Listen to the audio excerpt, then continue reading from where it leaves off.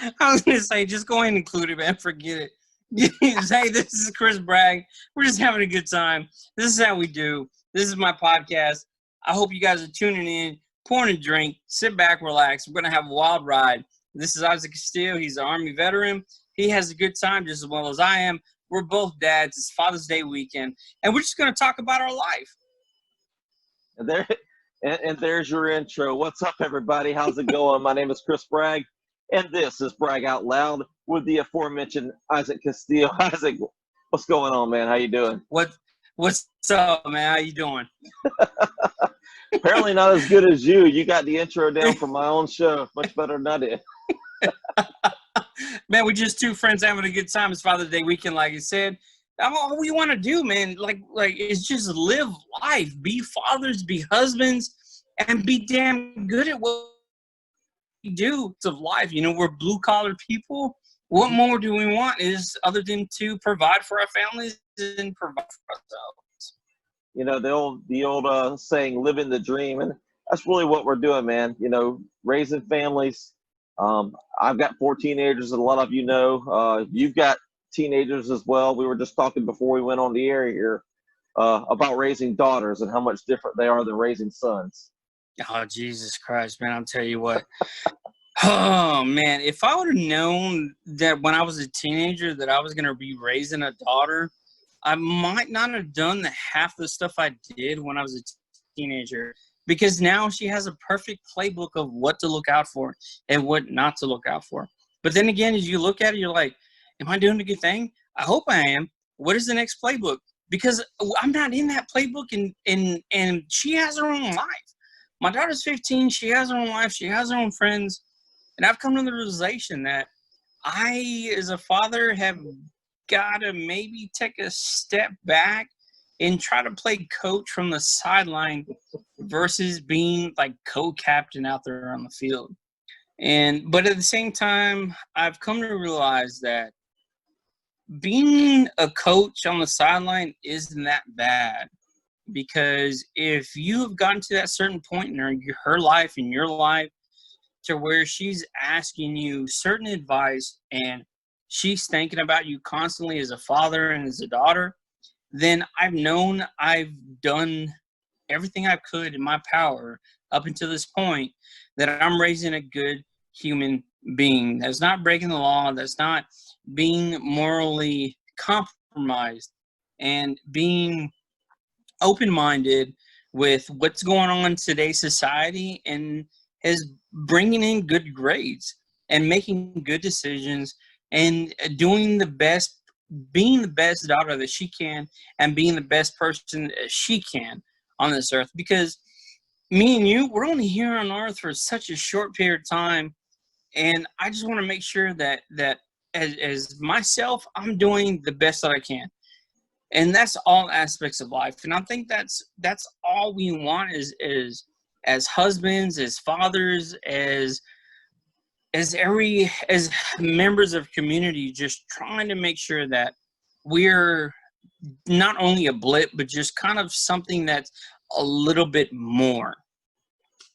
And that's what it's all about, is just, you know, finding that delicate balance. You know, you want to be their friend, but you also wanted to be their parent, you know, fair but firm type thing. And yeah, definitely. Raising teenagers, and what I find is, yes, I remember I don't like to think it was that long ago when I was in their shoes, and now I understand the frustration that my parents had, because I understand what these kids are going through, or at least somewhat I have a good idea because I've been through it, and they don't think I do know what I'm talking about, because we're parents, they're teenagers, they know it all. What do the parents know? And it's frustrating because you know what's going on, you see what's coming, and a lot of times they're just too darn stubborn to heed your warning. And it's it's a fun ride. It's definitely a roller coaster. It's a fun ride. The highs are highs, the lows unfortunately can be low sometime, but you know, for the most part, you know, you keep those as level as possible. And while I miss the infant and toddler stage where they're all cute and cuddly, I wouldn't trade anything for my 4 teenagers right now. No, I wouldn't either. And that's the thing. We get to a certain age to where we start seeing their development as far as young adulthood, as I like to call it.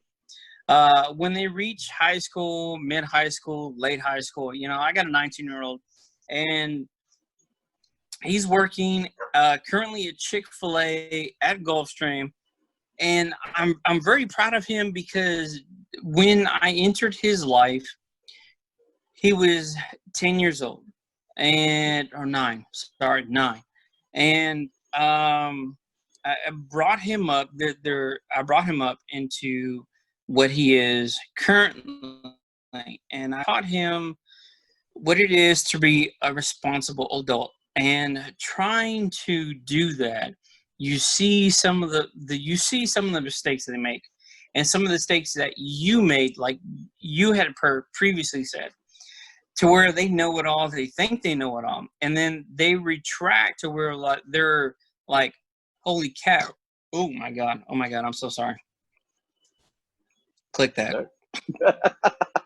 We're live, baby. I've been drinking Savannah River Brewing Company, Savannah River IPA. If you guys haven't tried it, it's good. It's 7% alcohol volume. I'm not giving the shout out, but I'm giving the shout out. It's a real good brewery. If anybody's like to brew IPA, try it. Food Line, right there in Point Wentworth. Grab a sixer. You'll have a good time. Anyway, I'm gonna have to try that because I haven't. I've been looking for a new beer to try, so I'll give that one a shot. Dude, I'm telling you, man. My wife has a hard time keeping up with what I want to try because I'm a beer connoisseur. I don't have just one set of beer that I go to. It's not like it's going to be Bud Light or Budweiser or Michelob Ultra. It's always going to be something different with every week. She's like, "Do you need anything?" I'm out in the store, and I'm like, "Well, yeah. Hey, can you pick me up of this?" And she was like, "I've never heard that before." I'm like, "Well, this is what you're looking for." Screenshot the label, send it to her, and she scores, and most of the time she does score, and I'm very grateful for that. But dude, awesome, yeah, man, like I said, with it being Father's Day, man, a weekend, and I'm gonna tell you, I was so humbled today because my kids are not my kids. I adopted my kids October 31st, 2013. And not a lot of people understand, or not a lot of people know that, but their biological dad did not want to step up. And myself, being absent without a father whose grandfather raised him and uncles raised him, I found an opportunity. I wouldn't say it was my goal. I found an opportunity to where I could raise a positive influence on the community, and that's what I tried to do with my kids. They call me dad. They know I'm not their biological father. However, to see them and to see them succeed not only in the community but as far as what they do in school, it really humbles me. So when I stayed home today, I was working on some voiceovers, and I got some gifts, and I'm like, oh shoot, are you serious? You guys got me gifts? You guys didn't have to. I'm very humble. I'm like, you guys didn't have to. I'm good. Just doing what you guys do. You make me proud enough. So they got me cards, cheered up. They got me gifts. So we watched Mandalorian all season, and my oldest son. You haven't seen that yet? No, I have seen it. So we watched all season. You watched it again? Yeah, we watched all season. Okay, and gotcha. So my son got, yeah, I love it. Oh my God. So, so our saying is, give me my chick nuggies and my drinky drink. That is our saying. So, with that being said, my oldest son, who's 19, got me a Baby Yoda stuffed animal and a card, and I'm like, oh my gosh, this is so freaking awesome. Then I got a blankie of Baby Yoda, and I'm like, oh, it's fleece. It's so awesome. And this is what I'm saying, guys. When you are this old, you're 41, your kids are older, and they bring you all of these gifts, you know you got to do.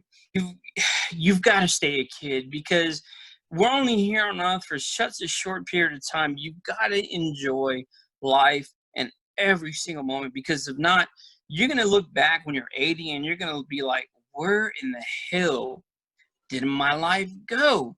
And this is the pinnacle moment to where you take a hold of life and you're like, yes, I've done everything I need to. I'm a milestone in the kid's life. They look up to me, not only as a person, but as a role model. And that's exactly, as parents, we try to strive to be role models, because we don't want some celebrity out there who doesn't know a God blessing thing about what's going on, who's on the ground level, doesn't know what's going on in the world society. We want to see it from ground level. We try to be positive in everything we do. So when my kids brought me the blanket, my kids brought me T-shirts. You know, I'm a huge Georgia fan, huge Georgia Bulldog fan, especially being a native Texan. It meant so much to me to where I posted it on Instagram, I posted it on Facebook, and I'm like, God, you know, I can't be more humble than this. Because in all actuality, I can't. Yeah. That's one thing I've always wanted to know was, how does an Aggie, and that's even in your Instagram name, how does your Aggie become such a Bulldog fan? I mean, I got, you know, nothing but love for you, brother, but I'm just wondering how that came about. So what it was is when I moved down here, when I was stationed down here at Hunter Army Airfield in 2002, and finally got out in 2004, there was nothing but Georgia, and I'm like, all right, there's got to be someone with Georgia. So progressed through 2010, current life, and that's all we watched was Georgia football, and Texas A&M was not shown. Now, with that being said, my uncle graduated from Texas A&M, and he's an architect. He's I'm trying not to name drop, but he is well known in the architecture ground, and not only that, but in Columbia University, which is New York. He's a professor. Sorry, God me. He's a professor summertime, and he's an Aggie, and I always wanted to be an Aggie until I met my current wife, whose father is a Bulldog fan. So when Georgia not Georgia, but when A&M beat Alabama with Johnny Manziel, I was like, oh my God, yeah, A&M's gonna go. And then she kept talking about Georgia, and I went to Board of the Bash, which is in Augusta, and it's nothing but Georgia and South Carolina fans, and that's all they do. Here I am wearing my Texas A&M stuff, and I'm seeing the fashion, and I'm seeing all this stuff, and I'm like, Jesus, man. Okay, there's got to be something special. What is up with it, right? I know Georgia won the national championship with Herschel Walker in 1980. So I kept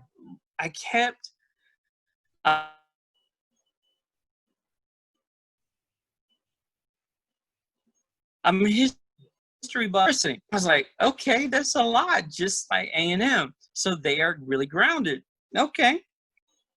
And my wife's like, hey, so it being off season, have you ever thought about transferring from Texas A&M to Georgia? And I'm like, what do you mean? I'm not even enrolled in school. And she's like, well, I'm talking about being a fan. And I'm like, you know what? That sounds like a good idea. So I posted on Facebook. I was like, you know what?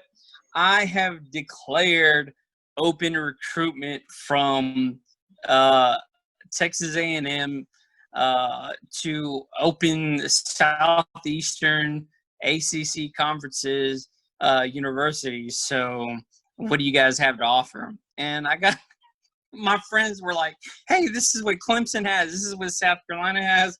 This is what Georgia has. This is all these other things. This is what Georgia Southern has. And I'm like, okay, all right. So I ended up, like I said, I have a lot of friends that were Bulldog fans and married through Georgia University. So I actually got to meet one of the players that played with Georgia University. And his uncle and aunt were at Black Creek Golf Club where I used to work. They're members out there. And I ran into him. He used to be a teammate of Patrick Reed. I'm not going to say his name. He's on the tour right now. And I talked to him. I said, "Hey, man, how's it like being a Georgia? How's it like being a Georgia player?" And he was like, "Man, I love it. There's no nerves. I wouldn't do."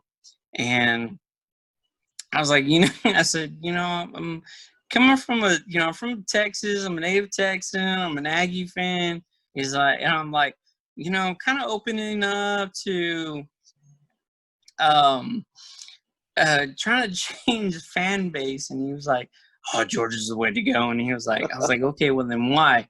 So he sold me on it. And I'm like, okay. So I closed. So before the football season, I closed it out like I was actually being recruited from Georgia. National Signing Day for Isaac Castillo. Yeah, that's National Signing Day, and here I am, like I feel commit to the University of Georgia, and my family went ballistic. They're like, "Oh my God, you didn't choose University of Texas. Your uncle's gonna disown you." Blah blah blah. And then my wife, she was like, "Oh my God, I'm so glad." And my other friends are like, "Oh, we're gonna have such a great time." Blah blah. And then I just, what, I love being a Bulldog, man. Transferring from, I can't believe I'm saying this like a damn football player, like I'm actually doing it. And people are gonna be like, "Oh my God, he jumped ship. He jumped. If no fan does that, bull crap. I did it. Tough luck. You don't like it? Kiss my grits." Plain and simple. You live in Georgia, you drive by Georgia. Plain and simple. Well, if it's any consolation that makes you feel any better, you act like a Georgian. So I know, right? Because you're right at home. And this is one thing that I've learned so much about Georgia, and what I learned living coming from Texas is that Georgians have a sense of not only entitlement, but sense of brotherhood, sisterhood, hope, everything else, of roots being established here. And everybody's like, "I love the red clay of Georgia." Oh, cool. I love the hill country of Texas. I mean, so there's always something to brag about of Georgia, Texas. They love each other's states. They love Georgia's always going to be for the red state because that's what it is, red clay. Texas is known for the hill country, beef, cattle. I can go on to the Alamo. Oh my God. I was nicknamed the Alamo kid in middle school and elementary, and God, I remember that day. But anyway, going on. Jesus, now I'm just rambling. But I'm having a good time, man. There's no other place. There's no other place I'd rather. If he was Texas, it's going to be Georgia all the way. Lakes, rivers, you got the sea. Texas got the same damn thing. You got lakes, rivers. You can float down the Frio River, Guadalupe River, Texas. You can float down. You can go to Helen, Georgia, and you can float down the river too. Tybee, Jekyll Island, Kingsland, wherever you want to go, there's ocean out here. You're only, God, man, Savannah is just so rich in history, and those who don't want to see it you're blind. There's so much history in the South, just rooted here in Savannah, to where I understand what's going on, but if you don't open your eyes, you're gonna be freaking blinded. No, you're absolutely right, man. So I want to dial back the clock a little bit. You spent during your time in the Army, you actually spent some time in Afghanistan, correct? Yeah, that was when I was that was the first contract job I got when I was in the Army. So you never went overseas in early 2000s when you first enlisted? I did. Okay. I enlisted in the Army in 1998 out of San Antonio, Texas, and my last 2 years was here in Savannah at Hunter Army Airfield. Man, God, man, that was some good times. And some of the guys I was stationed with out there actually work with me at Gulfstream, and we talk about some of the good times and just the things we went through. And if anybody's ever donned on the uniforms, you know how it is to go out drinking on a Thursday night. You're well off. It's 3 o'clock in the morning, knowing that you got to show up for PT at 5:30, and you're leaning against your brother or sister in arms who went out drinking with you, and you're chilling, and you're like, you got me? Yeah, I got you. You got me? Yeah.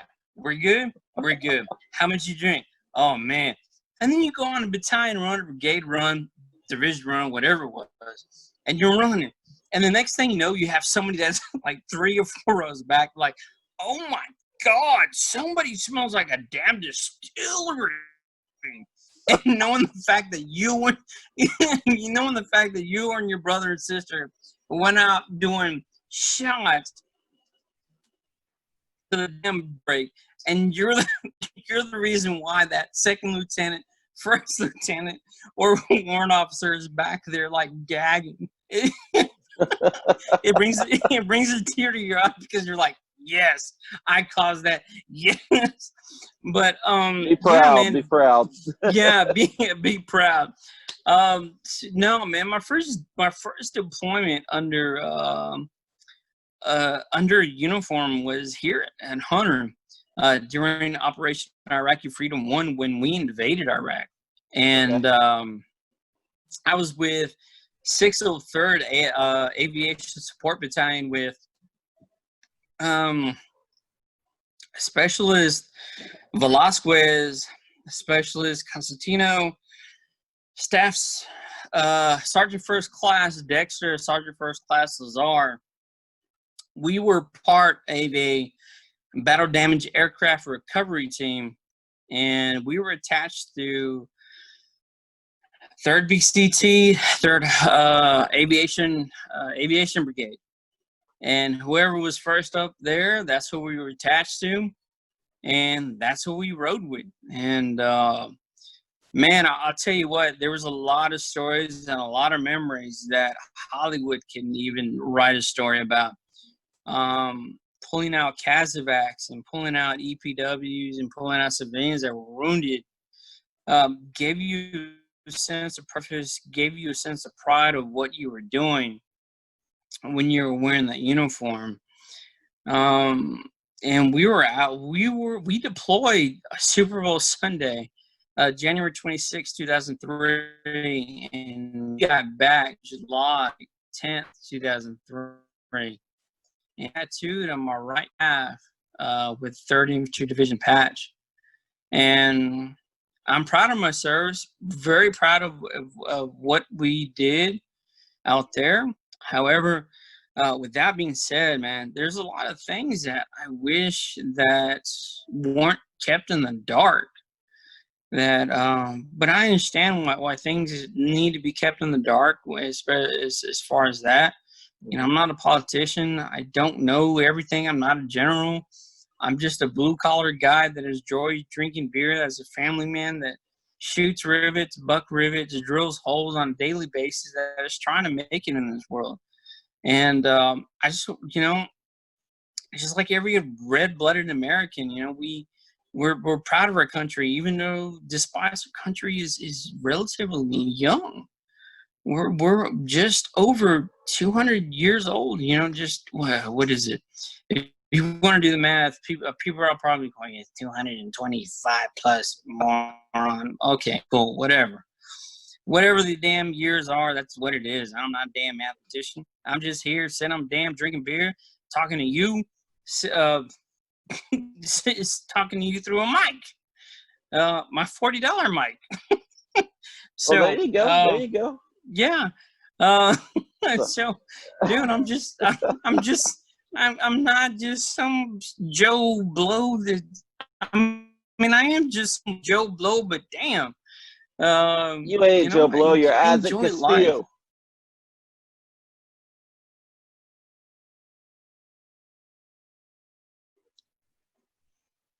And we're back. Had a little bit of a technical difficulty there, but we are back. So I think I think before the break, somebody is shooting off fireworks. Hey, that's great, man. Hey, that's more power to them. I hope they're enjoying their time. I mean, that's like I said, man. That's all we're here on Earth for, is to have a good time. I mean, Absolutely, the more the merrier. Oh yeah, that sounds good. That sounds good right there. I wonder what kind those are, man. Jesus. I don't know. Our neighbors straight across the street, they love shooting off fireworks. I'm assuming that's who it is. So hell yeah, man. Just take a 12-pack over there, 12 sixer, and say, hey man, what y'all got going? Yeah. But speaking of fireworks, before the break, you were talking about your enlistment, your time in the Army, and then going over to I guess it was the Iraqi War. You went to Iraq or Afghanistan? Where did you go? I went to Iraq when I was in the uniform, and be honest with you, man, I tell you what, like I said before, Hollywood couldn't even script it.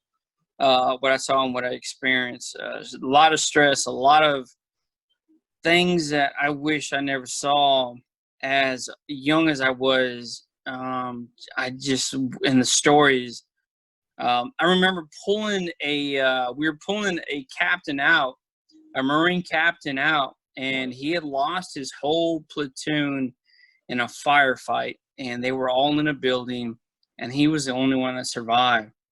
And his face was shot up, his body was shot up, and he was wounded. We were able to stabilize him. Doc was able to stabilize him, and we sent him back. And then I remember an EPW, we were pulling off an EPW, and we had brought him in, and we set him on we had on the stretcher, and we set him on the horses, and the horses, what people call the horses, it's just a regular horses that anybody uses to cut pieces of wood. That's what we use to stabilize the stretchers and to keep them level. And the EPW didn't make it, and we had put them off to the side, and we had put a blanket over them, and us as combatants, man, we said a prayer for them, and we didn't. Life right there, for me, had taken a backseat, because I had then just kind of looked at it as this life was taken by one of ours or one of his, and we didn't know the end result was going to be. And being humanitarians, first and foremost, we try to save his life, of course. But in the end, he succumbed to his injuries, and that's what it was. And it's sad, because it's part of life. We go through life. We don't want to end our life prematurely. But at the same time, God does not. We don't know what God's plan for us are. We don't. We can take a step out of the tub and trip, break our neck, and next thing you know, we're on life support in ICU. Or we could have a horrible accident and just walk out unscathed. We do not know when our next day is, but all we know is we're only here for such a short period of time. I got a tattoo in Pittsburgh recently that says Memento Mori. And for me, that means remember death. Remember your death. And Wow. we don't know when our life is going to be cut short. And I have a saying, live each moment like it was our last. and live each day like it meant to be forever.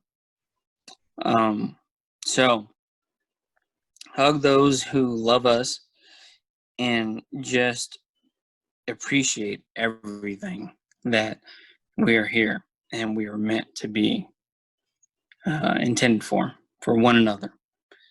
And that is my whole outlook on life, leaving Iraq, and has been. And Afghanistan didn't come until after I was out of the military. Man, I had gotten laid off from actually working there at Hunter.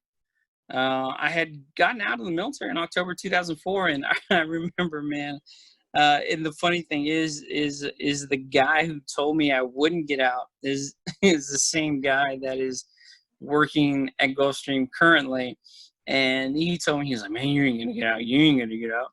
Because the military had ordered a stop loss. And I'm like, man, you full of crap. I already have a job lined up. I'm getting out. He's like, no, you ain't. I said, watch me.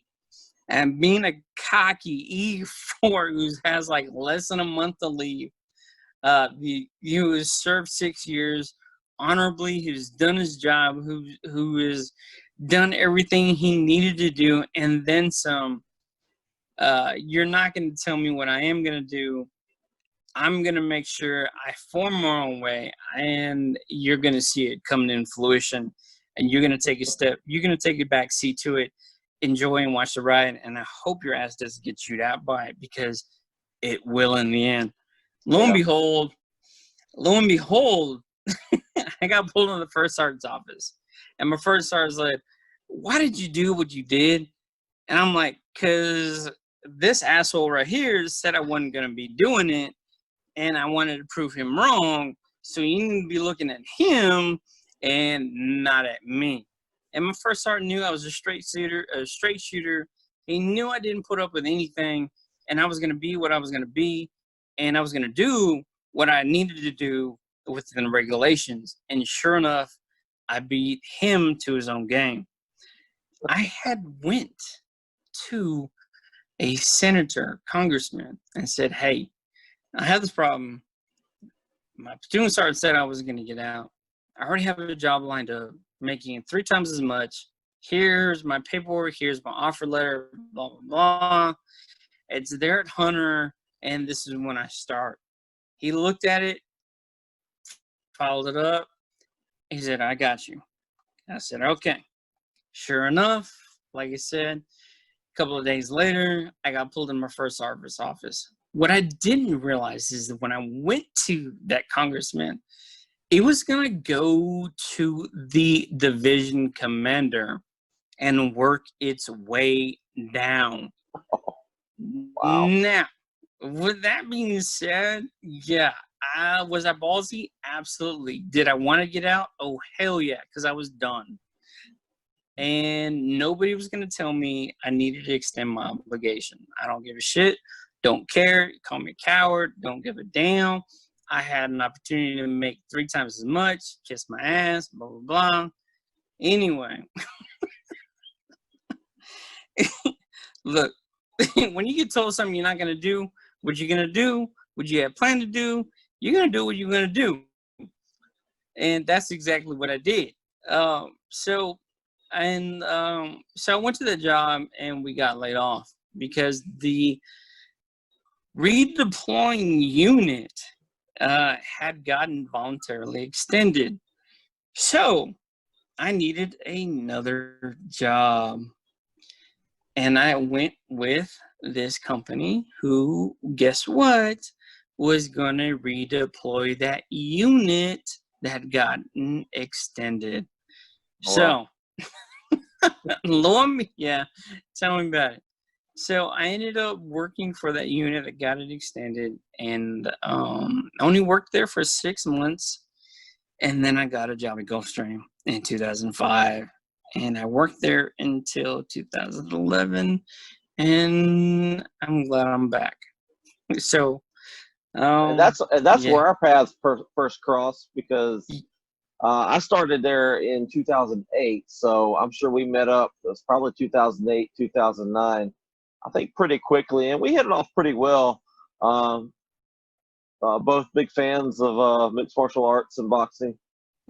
I think it was probably one of our first conversations, right? Miesha Tate. Oh my God. Jesus Christ. So you're one of our, I got to thank you because you're one of the biggest supporters of the Ultimate Fight Show with myself and Larry Casano. It was our first podcast. Yeah. I did. And I'll never forget, I was so excited when we booked Miesha Tate. We were like 2 or 3 weeks in. Miesha Tate was one of the top female MMA fighters at the time. She was in Strike Force. And Jesus Christ. little bit of a crush there from you, babe. Dude, man, I tell you what, I still follow her on Facebook and Instagram, man. Yeah. God dang, man. That, I tell you, that when she came on The Ultimate Fighter with Ronda Rousey because Kat Zingano was unable to fulfill her plan, right. I was ecstatic for Miesha Tate, man. I was like, oh my God, yes, are you kidding me? Because when I left Gulfstream, I went back to Kuwait, did some contracting work, and then moved to Augusta. And I followed her, and I took pictures of, because back then her name was Miesha Cupcake Tate. Yep. It was not Takedown Tate. It was Cupcake, and I took all these pictures of all these cupcakes. And I remember it was around Christmas time. I took a picture of a cupcake that was at the Augusta Mall, and she had liked it. I'm like, oh my God. Like, I was ultimately fanboying because an Ultimate Fighter, especially a female, had liked one of my, and I'm like, oh my God, yeah. Dude, I don't give a damn. I don't care if you are not an Ultimate Fighter fan. If you are just some boy who has an ego, is like, man, I don't give a damn about it. Dude, hell no. When Miesha Tate likes one of your posts, you can be like, yes, I am. She liked one of my posts. I don't give a damn. It'd be like Dale Earnhart liking one of your Instagram posts of him crossing the finish line or something. Right. That right there was a feather in my cap. And yeah, it was, oh my God, I remember it was like, her name is Miesha. Her name Miesha. Man, that was good times, man. She was a great friend of the Ultimate Fight Show. She came on quite a few times with us. She actually made a cupcake for one of our birthdays on the Ultimate Fight Show, so that was awesome for us. But that's awesome. I remember saying, "Hey, Isaac, guess who we got coming on this week?" He's like, "Miesha." Miesha. I remember that, and that was a problem. That was the thing I was going through. I remember that because I was going through that thing with my ex-wife in 2009 and 2010, and man, I was just so all over the place with everything. And then she was like, "You were like." And I'm like, oh my God, yes, I cannot wait. And I'm like a robot. And I'm like, I cannot wait to hear her voice.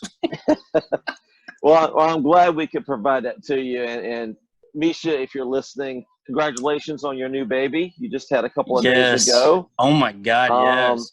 You are always a great friend of the Ultimate Fight Show. You've got an open invitation to come on Bragg Out Loud anytime you'd like. Dude, I'd love to talk about the China MMA scene. So, hey, there you go. I'm throwing it out there. What does it hurt, right? God dang, man. I swear to God, if she came on, oh my God. That would be freaking amazing if she came on again. Oh, dude, I would. Because ultimately, she's a really cool person as well. She's a great fighter. Yeah, she is. Yeah. She is a really cool person as well. But I appreciate, like I said, I appreciate your supporting the Ultimate Fight Show. Dude, anytime, man. That's what, dude, I've always been a supporter of everything that's going on, man. Anything that's positive, I've always been a supporter. I remember telling my co-host, Larry Casano, he's like, we're getting listeners from the Middle East. And that was at a time where I guess you were doing contract work over in Afghanistan. Yeah, I'm like, yeah, that's our boy. And you called into the show a few times, like, yeah, that's our boy Isaac. Yeah, he's making it happen for us. Well, the thing with Kuwait, man, and BJJ and mixed martial arts that was a new thing over there, and and they had been to Dubai a couple of times, and it was picking up steam, and a couple of people would open up gyms here and there, but it would never really amount to anything. You know, some gyms had closed, but when the Ultimate Fighting show and then your podcast came out, and guys I had working with, man, they were like, "Hey, do you know about this podcast?" And I'm like, "Oh yeah, I know about them." You know, I used to work with Chris, and we used to talk about fights all the time, and I would get them to try to share your podcast in Kuwait because, excuse me, I used to try to share your podcast in Kuwait because in Kuwait it wasn't like, man, it was barely gaining traction. They were in Abu Dhabi, and that was a complete different country. And the way Kuwait and Saudi and Bahrain and all that stuff, they limit the amount of contact sports that you're seeing. So when I was getting ready for work, you guys were watching the fight live. I was getting ready for work, and they would blur some things out, and they would take some things out. I'm like, God, man, how is the UFC or mixed martial arts supposed to do this out here when Kuwait is blurring things? Word of mouth. I would notice that guys would drive around in trucks, their cars with their YouTube on, listening to music. So I'm like, man, okay, cool. Hey, have you guys heard of this podcast? Have you heard about this going on? No, we've never heard of, we've heard of fighters and stuff like that, but we haven't. Hey, why don't you guys tune into this? And sure enough, man, they were able to tune in and hear you guys talk. And they would come to me.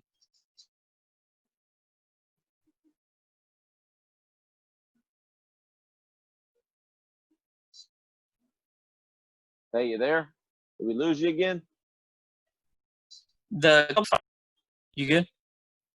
Yeah, I can hear you. I think I lost you for a second. We bumped for a minute. It's all right. You were telling. But go ahead. You were telling them about the Ultimate Fight Show. So the Ultimate, I was telling them, hey man, you heard the Ultimate Fight Show, and they were like, no, and they would come back to me a couple of days later, and they would be like, "That's a good show. They know a lot." And I'm like, yeah, And they're like, man, I wish Kuwait had the kind of jiu-jitsu, karate type thing, but they don't have because the government scared. And I'm like, good dude, if you know anybody, man, open your stuff. If you don't know anybody, open them who's willing to teach. And there were a couple of people out there, not only Americans, man, but guys from Britain and guys from Ireland who had been through a couple of schools who kind of know a little bit. And a lot of guys were taking them classes, and now I have some friends over there, and they're taking classes, and it's grown a lot in the past 10 years. And that's the thing about combat sports. And I'll be honest with you, man, I have not watched it in that long. And it's because fatherhood, man, husbandhood, you start losing track of what things you used to watch to where you've sacrificed that time to them. And you're like, all right, so we got to do this year. We got to do this weekend. This weekend. In order to keep my sanity, I got to do this weekend. Okay, how's this going on? And so I've lost a lot of track, man. I'll be honest with you. But I'm trying to get back into it. The kids are at the tail end of the high school years, to where I'm like, all right, so what can I do to make sure that daddy doesn't lose his sanity? I'm trying to get off the Xbox a little bit to where I'm watching documentaries and history and things like that. And I'm trying to get back into combat sports, man. I couldn't tell you who's who, top of the what, blah, blah. I just know Brock Lesnar, if he came back in, he'd freaking dominate the heavyweight division, maybe. Ronda Rousey, I know she would dominate the women's division. Who, I know she lost like maybe once or twice. George St. Pierre, I remember him coming back, him and Michael Bisping banging it up a couple of times. And that I know, I remember. Then the latest thing I remember was Anderson Silva breaking his leg against Chris Weidman, and then that's how far I've missed it. So if you're tallying it up, it has been a very, very long time. Yeah, you're a little far behind here on mixed martial arts and the UFC and the happenings and the gatherings, but that's okay. We'll catch you up on another show. That's a whole other show in of itself. But you've got a couple of things going on right now I want to talk about before we go here. You are an aspiring voiceover artist. You've got an account now on Fiverr, and you just signed up to start your own podcast, which I hope to be a part of as well. But tell us a little bit about that. Tell us about your voiceover antics. So my voiceover antics, man, my voiceover talent, it is anybody who's looking to IVRs, which is interactive voice recording. So when you call a bank, it is press 1 for accounting, press 2 for whatever, home loans, press 3 for auto loans, that type of thing. And I've gotten a lot, I haven't gotten a lot, I've gotten some, but most of my picks have gone from advertisement. They're at Tybee, they're at Tybee Island, Hot Sushi Surf Camp Aloha. He is by far one of the most positive guys I've ever met in my life. All he wants to do is serve his community. He is surfing his entire life.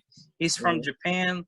When he's surfing or not teaching surfing here in Tybee, he is out in his native country of Japan surfing. Not surfing, but skiing. Jesus Christ, really, Isaac? He is skiing. And dude, oh my God, the Savannah River Brewery Company, thank you so much. I greatly appreciate it. There's a shout out. And guys, girls, if you like beer, if you like IPAs, go ahead and pick you some up. You enjoy yourself just as much as I have today. So with that being said, man, he is the most positive, influential people I've ever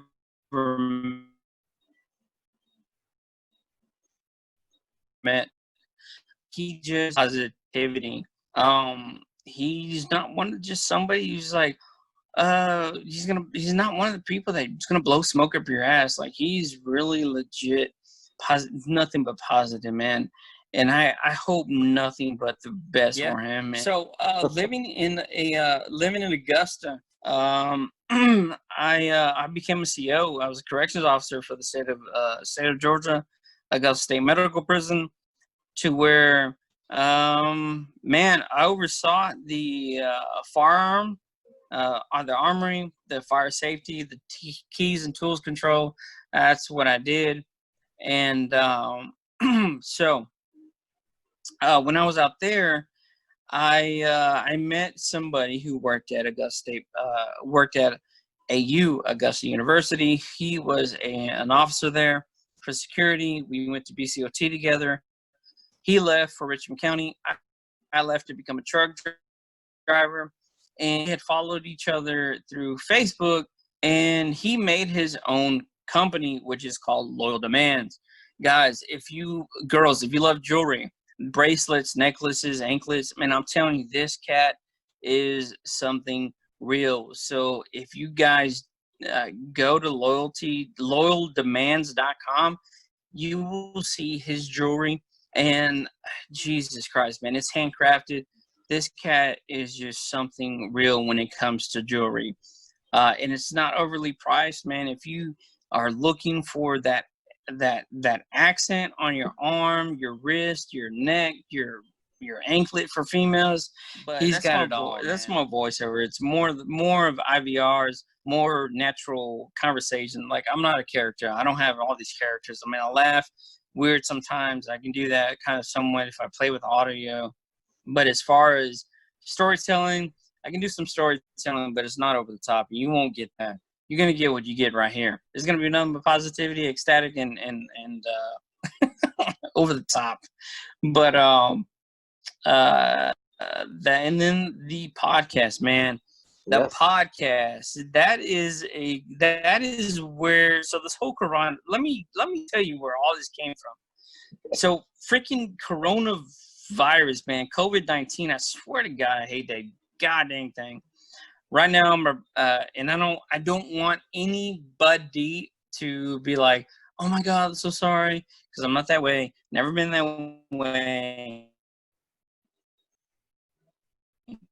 And she had tested positive a couple of days ago, and I'm laughing because I was telling her had it in February and January. I said, so, what I ended up doing to help kind of with the sickness, I told her, no joke. I said, I ended up taking shots of whiskey, drinking screwdrivers, eating chicken and beef broth, and drinking Powerade. And she laughed. She's like, are you serious? I said, yeah. I said, the congestion lasted about 3 weeks, but the fever and the body aches lasted about 4 days. And I said, I truly hold it up to the whiskey and the screwdrivers. And she started laughing. So that's when I laughed. No prescription required. Yeah, exactly, right.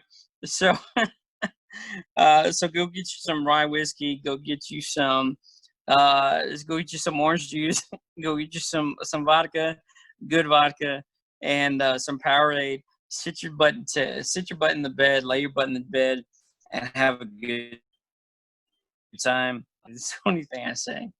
But my brother right now is all jokes aside, he's fighting for his life, and down in San Antonio, Texas, because of this COVID-19.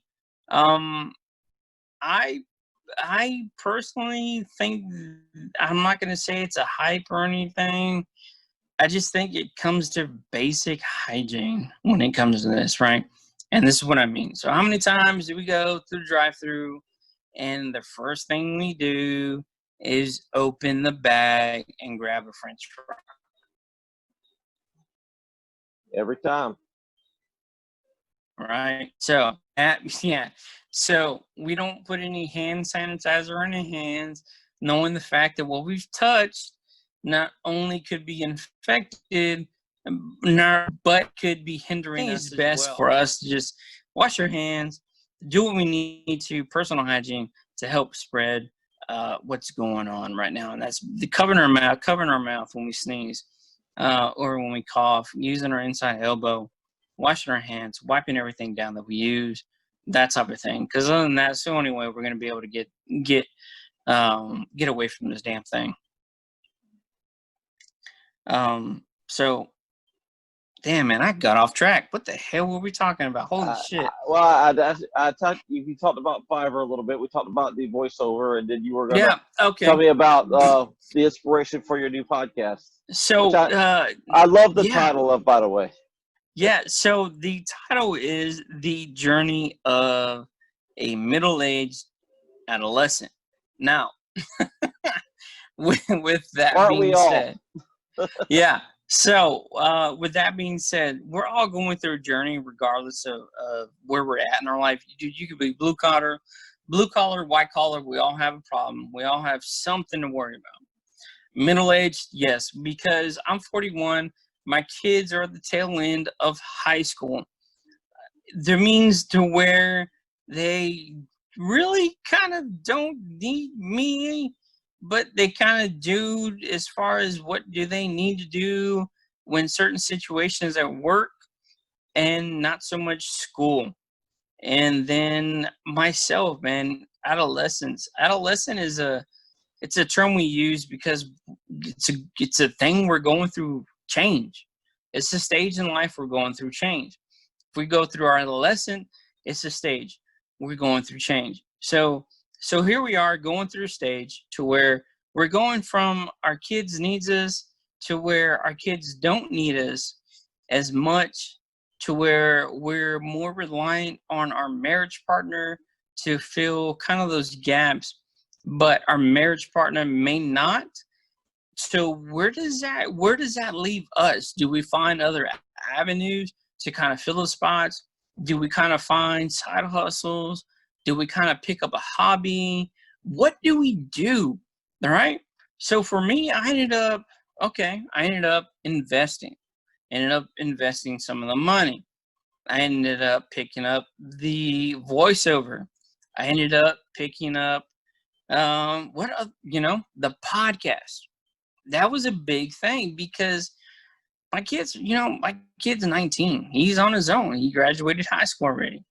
My daughter's 15. She has her own friends. My other son is 17. He's a senior. So what do I need to do? When daddy's no longer needed. And that's where I came with, Middle-Aged Adolescent. Because here I am, truth be told, I'm 41. I enjoy drinking beer. I enjoy having a nice glass of wine. I enjoy just having a damn good time. And if I get blitzed in that occasion, I don't mean to, but guess what? As part of life, we enjoy ourselves. And that's all we want to do is just enjoy company, enjoy our lives, and enjoy everybody that is around us. And I just hope everybody has a good time too. So with that being said, that's what I said. A journey of a middle-aged adolescent.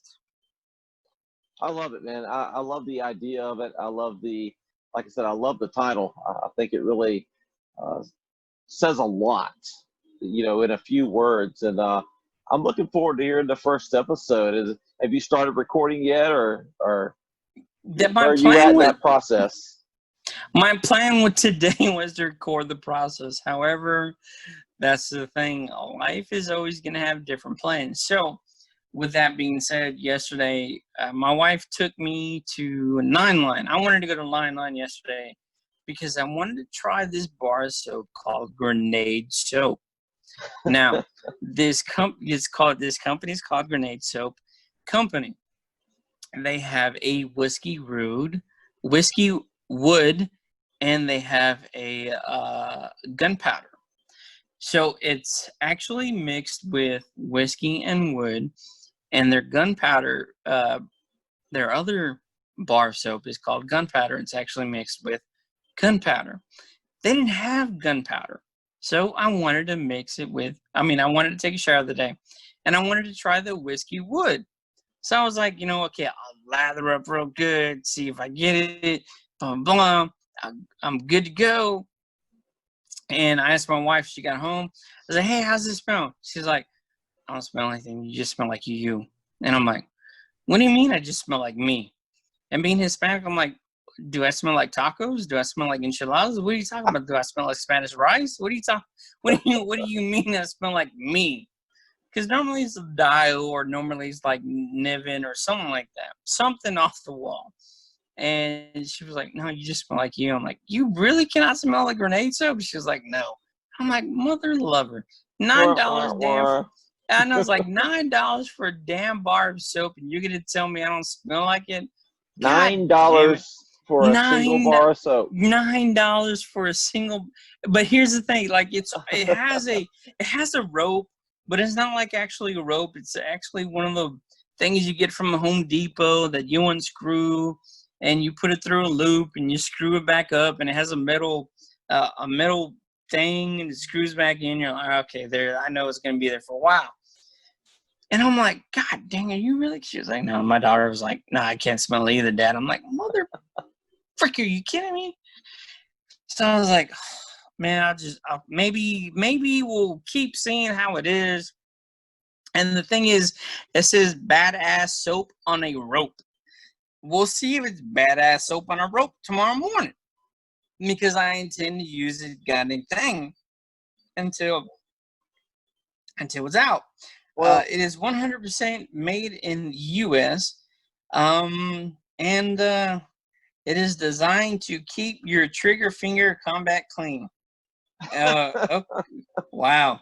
Fragrance delivered from late night bar fights and questionable strip clubs. Wow. So, with that being said, I think that is a straight up a journey into a midlife crisis, or midlife journey into whatever. That's amazing. So Well, I guess at least, I mean, I'd rather not smell at all than to smell bad. So Yeah, I guess, right. I mean, man, that's the thing though, right? So here you are, you're coming in and staggering into work. What do you rather smell like? Do you rather smell like gunpowder or whiskey wood? And I would probably rather smell like gun.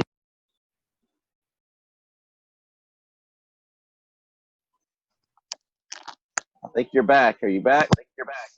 Yo, can you hear me? Yes. Holy shit, my mic is out, and you can probably tell the difference in quality because my mic is out, and I'm using my XPX headphone. That's all right. It's all right. Before the break, we were talking about the benefits of, I guess, showering with a soap that's going to take all the odor off of you.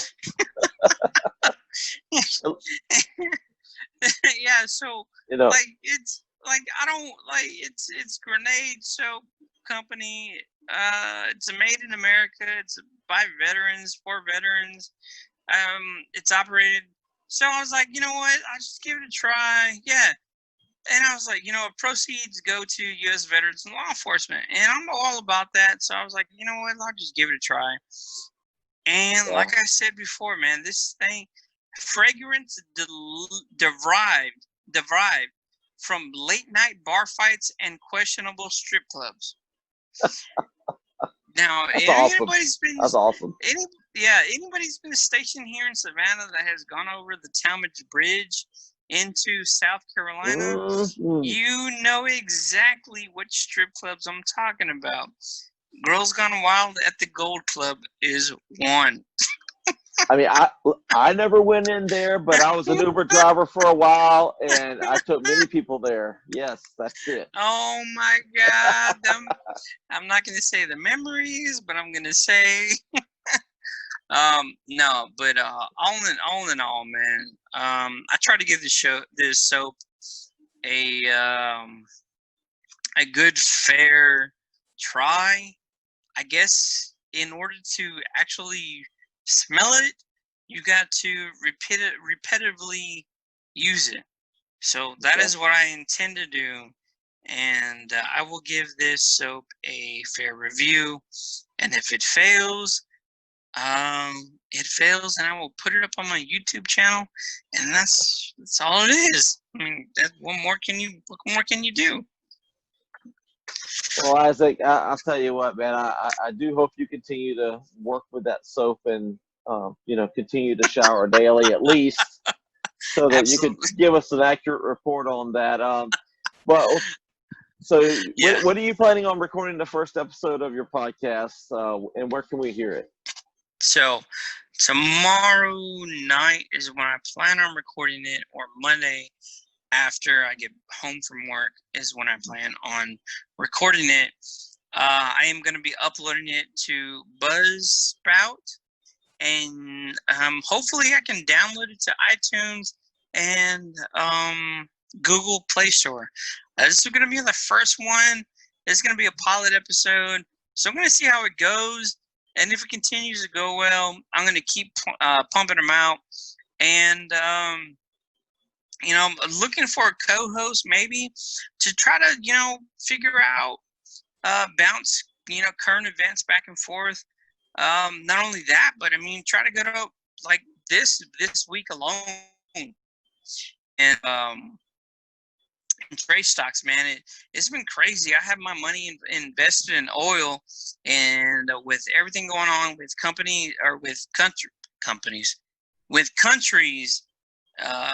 easing up on restrictions and states easing up on restrictions, I would think that it would go up, it would spike up. However, that was not the case. So I kind of failed a little bit in my stock endeavors, but there are some companies out there who are taking advantage of this coronavirus.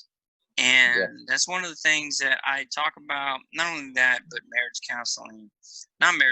marriage advice, relationship advice, what's going on in current events, being a dad, and like we talked about today, being married, man, it has its ups and downs, along with fatherhood, because you try to disperse your time evenly, and you try to find time for yourself. In today's world, it is very difficult. So where do we need to pick up the slack as fathers, or as far as husbands? When do we say, all right, I need this time set aside to myself. I need this time to focus on this and whatnot, right? So that's what the podcast goes into. It goes into that, and I'm, if I know it's going to be a while, and I'm in it for the long haul. If it takes 2 years to get one listener, it's going to take 2 years to get one listener. As long as I got one listener, as long as it takes that long, hey, I'm in it for the long haul, and I'm hoping that people like what I'm putting out. Well, it won't take you that long because I'm looking forward to listening to it. And I'm looking forward to possibly being a part of it, being a guest host, or just, helping you out. Yeah. If you have any Absolutely. questions, No. once you get started, if you have any questions, I'd be happy to lend an ear and give me some advice. Not that I'm uberly successful, but I've been around the game a little bit, so I can definitely point you in the right direction. One raindrop can start a tsunami, sir. So as long as we got one Absolutely. raindrop, we can do things that are impossible for others. So, man, I would love to have you as a possibly co-host and bounce ideas off, and just have a good time, man. And you have a positive vibe. I love what you bring to the table as far as your podcast, Bragg Out Loud, and even when you had the Ultimate Fight Show, man, that was awesome. I enjoyed tuning in, even when I was overseas, and even when I was working with you, man. I enjoyed everything that you brought, and I always thought you had a good voice for it, and I always thought you had a good personality for it. So, well, thank you. I really appreciate that. And there may be a new multimedia company starting up here in the very, very near future. We can discuss some business offline and see if you want to bring your show to be a part of that. But Isaac, as always, it's a pleasure talking to you. You've been a good friend for a long time. Glad we were able to catch back up a little bit, and I look forward to having more conversations with you down the road. Thanks, man. Appreciate it. Thank you, sir. Absolutely, man.